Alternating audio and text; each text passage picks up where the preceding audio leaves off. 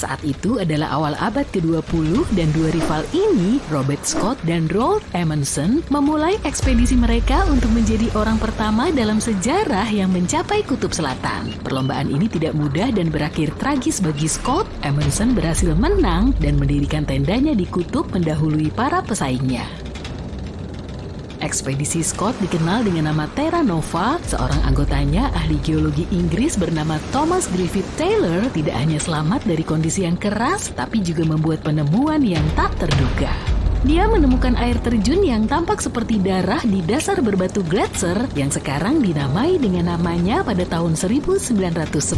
Para ilmuwan membutuhkan waktu lebih dari 1 abad untuk mencari tahu apa alasan terciptanya warna yang menakutkan itu.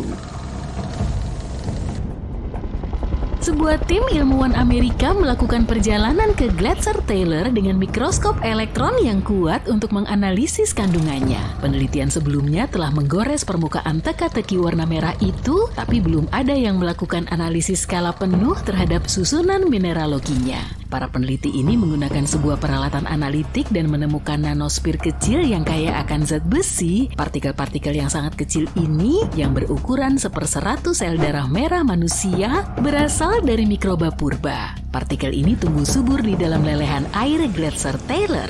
Bola nano ini penuh dengan zat besi, silikon, kalsium, aluminium, dan natrium, membentuk komposisi unik yang mewarnai air subglasial itu dengan warna merah yang cerah.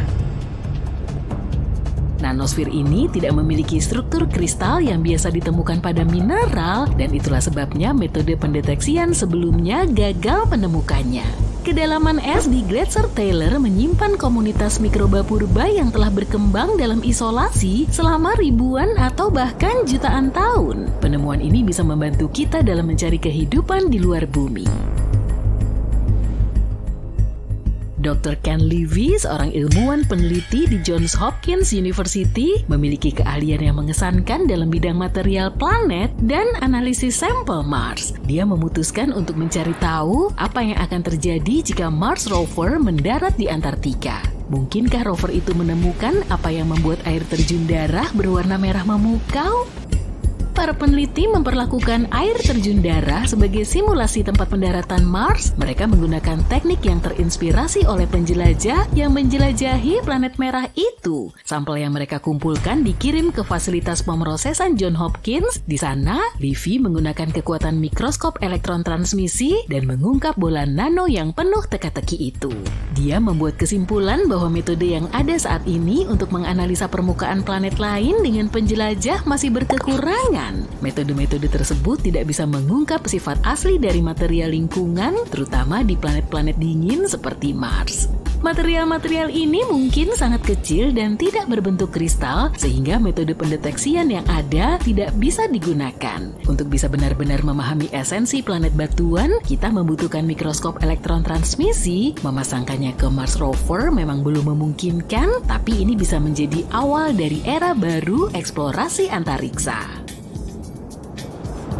Pernahkah kamu melihat air terjun terbakar? Setiap bulan Februari, ketika bintang-bintang berada pada posisi yang tepat, Horsetail Fall di Taman Nasional Yosemite mengalami perubahan yang sensasional. Saat matahari terbenam, sinarnya menerpa air terjun pada sudut yang sempurna, mengubah tampilannya menjadi warna oranye dan merah yang menyala-nyala. Kita tidak tahu persis siapa yang menemukan keajaiban alam ini dan kapan waktunya. Penduduk asli lembah ini mungkin sudah mengetahuinya, namun mereka merahasiakannya. Baru pada tahun 1963, fotografer Galen Rowell mengambil foto air terjun yang pertama kali diketahui itu dan menjadikannya pusat perhatian.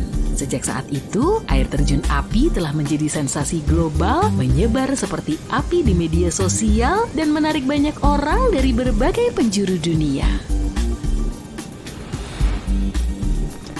Air terjun yang luar biasa ini menarik ratusan penonton setiap tahunnya, namun mereka hanya dapat melihat pertunjukannya dalam kondisi tertentu.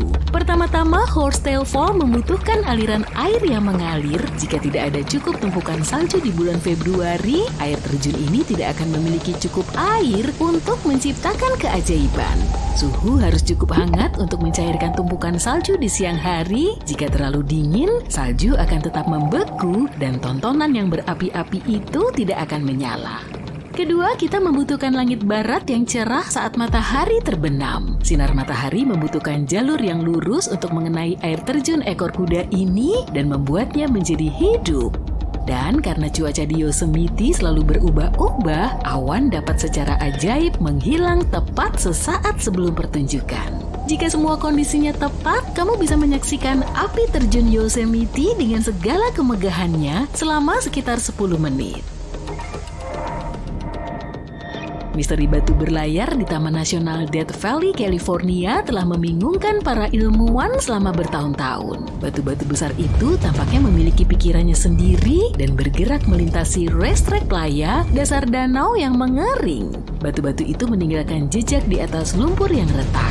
Ada berbagai macam teori untuk menjelaskan fenomena ini, mulai dari medan magnet atau debu setan, yakni sebutan untuk angin puyuh yang kuat, hingga orang iseng. Tidak ada yang benar-benar menyaksikan batu-batu ini beraksi, yang hanya menambah misteri.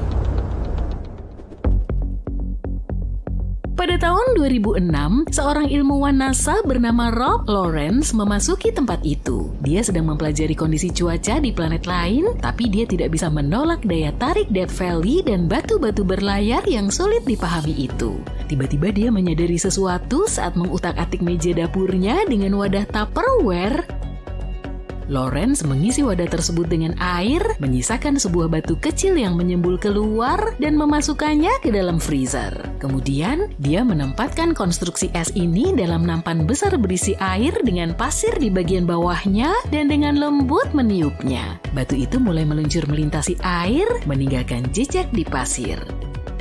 Lawrence telah mempelajari bagaimana es dapat membuat batu-batu besar mengapung dan bergerak di sepanjang pantai pasang surut di Laut Arktik. Dengan menerapkan pengetahuan ini, dia dan tim penelitinya menemukan bahwa dalam kondisi musim dingin tertentu di Death Valley, air dan es yang cukup dapat terbentuk untuk membuat bebatuan melayang melintasi racetrack playa dengan angin sepoi-sepoi. Saat meluncur, batu-batu itu meninggalkan jejak di medan berlumpur.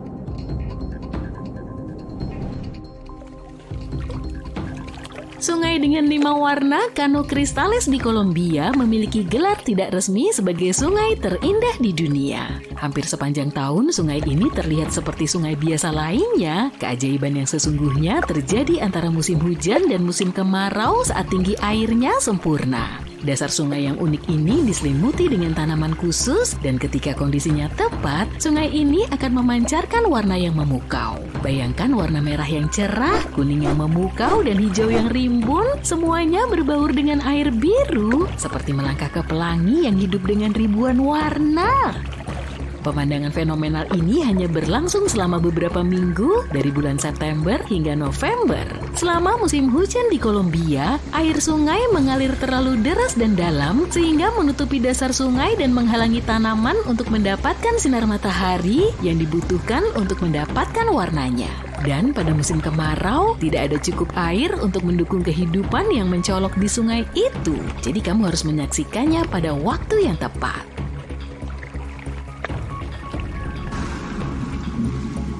Alasan dibalik pantai-pantai Maladewa yang bersinar dalam gelap di malam hari bukanlah sebuah misteri. Tapi bukan berarti hal ini jadi kurang mengesankan. Sinar ini terjadi berkat plankton yang berpendar. Makhluk-makhluk kecil ini seperti bola disko kecil bawah air, memancarkan cahaya biru yang sejuk saat terpancing atau bergerak. Bayangkan dirimu berjalan di sepanjang garis pantai, meninggalkan jejak kaki yang bercahaya. Kamu bahkan bisa berenang di malam hari di antara plankton ajaib ini. Para Para peneliti telah menemukan bahwa bioluminesensi plankton itu sebenarnya merupakan mekanisme pertahanan yang cerdas terhadap predator. Ketika mikroorganisme ini memancarkan cahaya biru kecilnya, hal ini akan membingungkan dan mengejutkan para penyerangnya. Plankton menghasilkan cahaya ini dengan menggunakan bahan kimia yang disebut luciferin.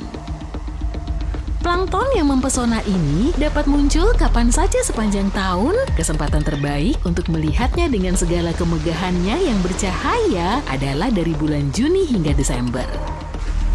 Selama periode ini, volume plankton lebih tinggi di lautan Maladewa, menciptakan kondisi yang sempurna untuk pertunjukan bercahaya setelah matahari terbenam dan langit malam menggantikannya. Kamu hanya akan menyaksikan keajaiban plankton berpendar ketika arus pasang surut membawanya mendekati pantai dalam jumlah besar. Sulit untuk memprediksi kapan tepatnya pertunjukan spektakuler ini akan terjadi, jadi pastikan untuk melakukan riset dan bersiaplah untuk mengambil foto dengan ISO tinggi untuk mengabadikannya seperti yang terlihat di foto-foto katalog pariwisata.